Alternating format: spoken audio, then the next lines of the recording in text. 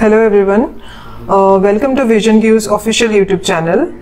सो आज हमारा topic of discussion है ocean, waves and tides. So this is a part of your oceanography और ये जो वीडियो है हमारा, this is the second part for the first part of ocean chapter. ठीक है, सो जिसमें हमने ऑलरेडी डिस्कस किया था what is ocean and ocean के फीचर्स, रिलीफ फीचर्स, and उसके बाद we have already discussed the movement, the reason why ocean water moves from one part of the ocean to the other part of the ocean, and उसके factors plus हमने warm ocean current and cold ocean current के बारे में भी discuss किया था। So इस video में we will basically discuss about what is ocean waves and tides.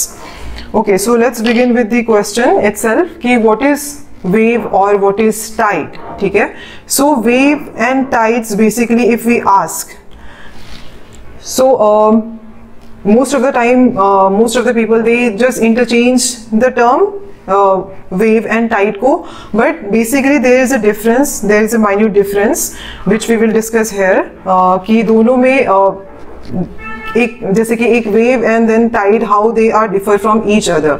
So first we will discuss about wave.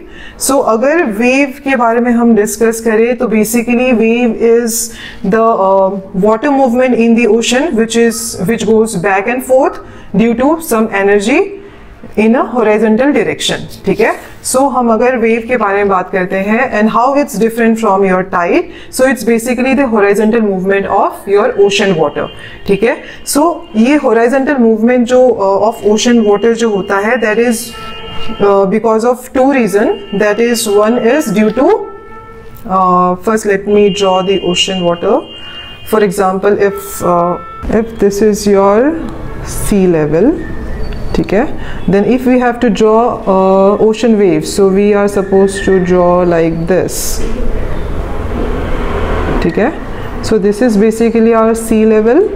so हमने अभी क्या डिस्कस किया, जो ओशन वेव्स है they are nothing but movement of water in a horizontal direction due to some energy, and ये energy कौन सा होता है, this energy is due to your wind energy. ठीक है, विंड एक आपका एनर्जी क्रिएट करता है ओशन वाटर में, दैट्स वाई आपका जो ओशन वाटर है they come back and forth. ठीक है, apart from the wind energy there is one more energy called gravitational force, उनका भी यहाँ पे आपका रोल प्ले होता है। ठीक है, but if we see with our naked eyes, तो हमें ओशन के वेव्स जैसे हमने यहाँ पे आपके लिए ड्रॉ किया है, so we see them like this, right, but the mechanism which occur due to your wind energy, it goes like this, it goes like in a circular motion।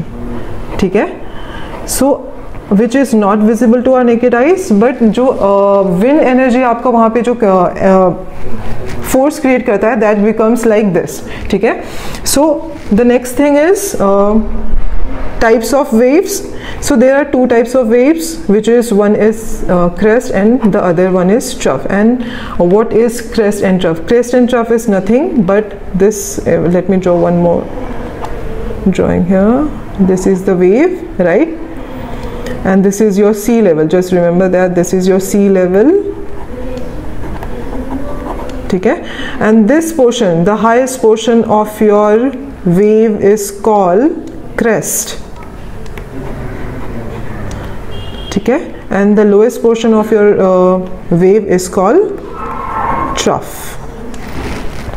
ठीक है, so we will see and learn about the characteristic of waves। First is wave crest and trough। ठीक है, and which हमने जिसको हमने अभी discuss किया, and the second one is okay, so what is wave height, wave amplitude, wave length and wave frequency।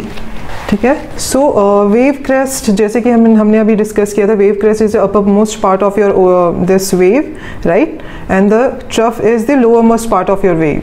ठीक है, सो wave height would be आपका जो ये सी लेवल आपको दिख रहा है, राइट, जिसको मैंने अभी यहाँ पे ड्रॉ किया था, this is the wave height from the crest to the lower trough. ठीक है, this is the wave height and wave amplitude would be the half of this from ये जो आपका क्रेस्ट, जो सी लेवल से आपके क्रेस्ट की तरफ जो हाइट है, and from the sea level to जो ट्रफ की तरफ हाइट है, that is your amplitude. And wave length is nothing but the distance from one crest to the other crest and one trough to the other trough. And wave frequency is also same and similar term like the frequency कि आपका एक crest कितना time ले रहा है बनने में दूसरे crest तक, ठीक है. And similar thing goes to your trough. So we have completed this wave. Now we will move on to the second slide which is tide. So tide के बारे में जैसे कि हम लोग ने अभी थोड़ी देर पहले डिस्कस किया था कि जो tide है that is different from your wave. And how it's different कि this is not the horizontal movement of water but this is the rising and falling of your ocean water, ठीक है. And this rising and falling causes mainly due to your gravitational force, ठीक है. Gravitational force आपके Tide में basically role play करता है, ठीक है. सो इसका जो फोर्स है जो आपका टाइड्स है that is based on your two types. One is based on frequency and the second type of tide is based on your attraction and gravitational force of sun, moon and earth, ठीक है. सो आपका यहाँ पे हम लोग basically first हम लोग discuss करेंगे based on frequency. First one is semi diurnal tide, second one is diurnal tide and third one is mixed tide. It should be mixed, ठीक है. So semi diurnal tides are nothing जिसमें आपके पास दिन में two high tides and two low tides create होते हैं, ठीक है.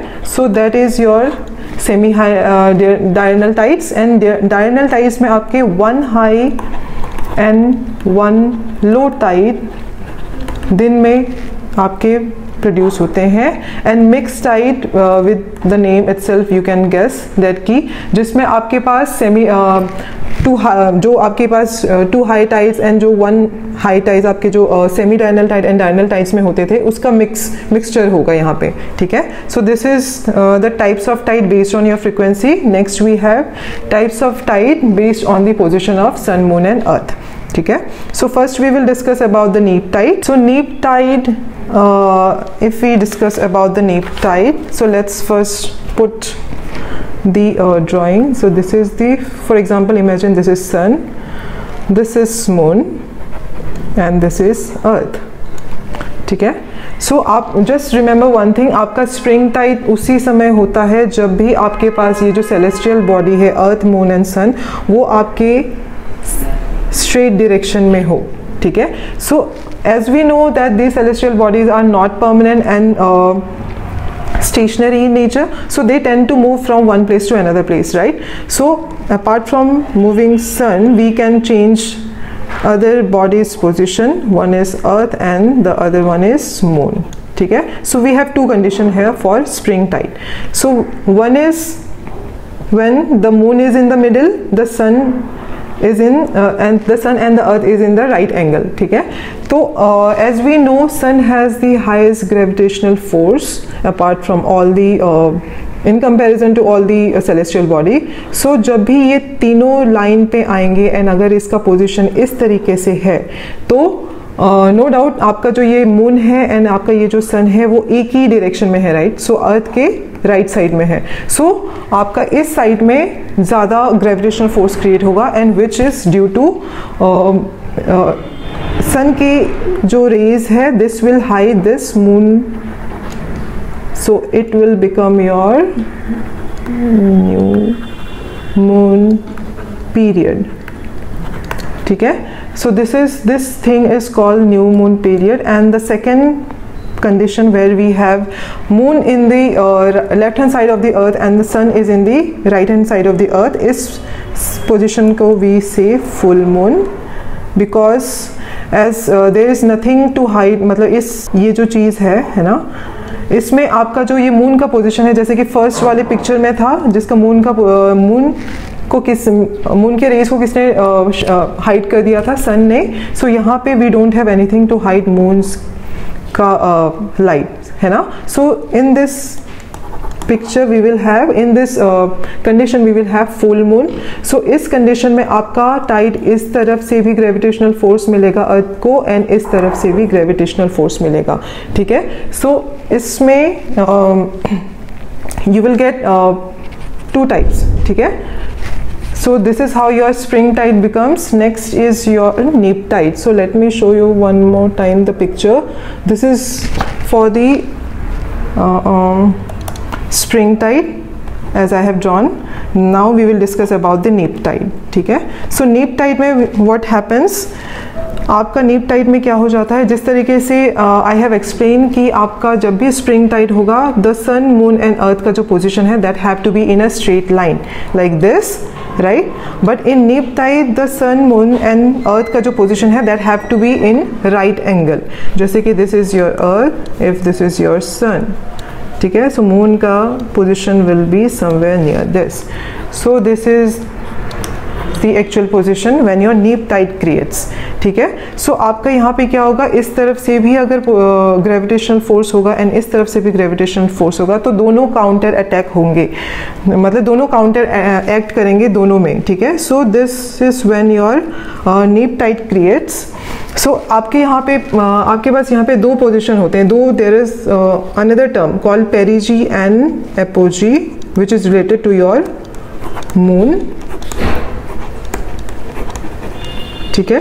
सो पेरिजी मतलब जब मून सबसे पास होता है एंड एपोजी मतलब मून दूर होता है. And similar term goes for your sun, aphelion and perihelion.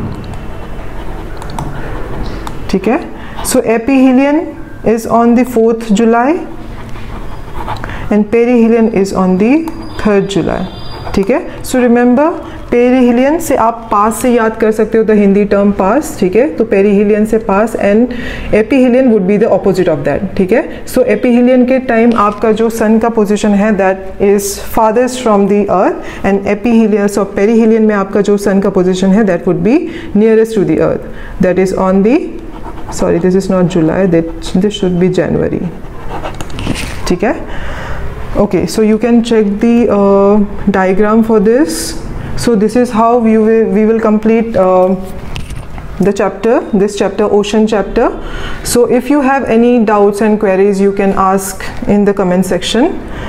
So thank you for today's video.